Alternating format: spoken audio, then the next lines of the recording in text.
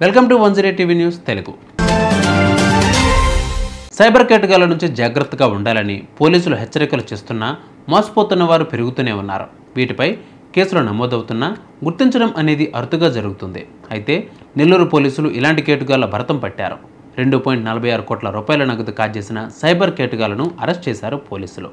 ఈ కేటగాళ్ల బారి నుంచి బాధితులను కాపాడారు. నిందితుల నుంచి 2 లక్షల నగదు, 50 మొబైల్స్, 57 ఏటీఎం కార్డులు, ల్యాప్టాప్, ప్రింటర్, ఒక వైఫై రూటర్, ఒక కార్డ్ కటింగ్ మిషన్, ఒక లామినేషన్ మిషన్, పాస్బుక్లు, సిమ్ కార్డులు, డైరీలు, ఆధార్ కార్డులు తదితర వస్తువులు స్వాధీనం చేసుకున్నారు. నెల్లూరు జిల్లా పోలీసులు పక్కా ప్రణాళికతో సైబర్ కేసును ఛేదించారు. రాజస్థాన్కు చెందిన 5గురు, హైదరాబాద్కు చెందిన 2ని అరెస్ట్ చేశారు. రాజస్థాన్కు చెందిన గంగారాం, హేమంత్ కుమార్, కైలాష్ నాగారాం, రామారాం, హైదరాబాద్కు చెందిన రామిశెట్టి వీరేశ్వరరావును, రవిని అరెస్ట్ చేశారు.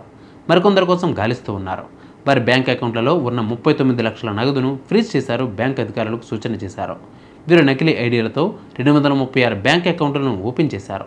ఇన్వెస్ట్మెంట్ పేరుతో అదనపు ఆదాయం ఆశ చూపి మోసాలు చేస్తున్నారు. ట్రేడింగ్ చేసే వారిని లక్ష్యంగా చేసుకుని మోసం చేశారు. ఆన్లైన్లో నగదు పెడితే 10 నుంచి 15% ఆదాయం సంపాదించవచ్చంటూ కొత్త పందాలతో నేరాలకు పాల్పడ్డారు. జల్సాలకు అలవాటు పడి నగదు కోసం ముఠగా ఏర్పడి సైబర్ నేరానికి పాల్పడుతున్న ముద్దాయిలందరూ యువకులేనని నెల్లూరు చిన్న బజార్ పోలీసులు తెలిపారు.